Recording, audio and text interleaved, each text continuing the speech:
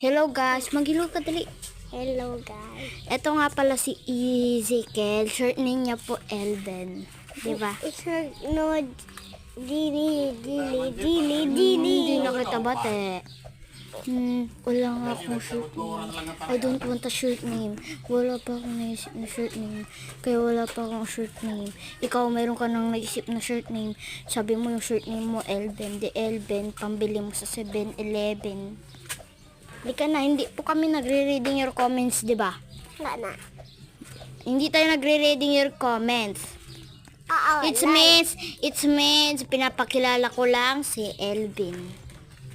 Diba? Paalala ko si Aitin. O, si Aisin yung kapatid niya, guys. Tapos yung Short name po ni Aisin Asin. Opo. Joke lang naman. Bye na, guys. Bye, mag-bye ka,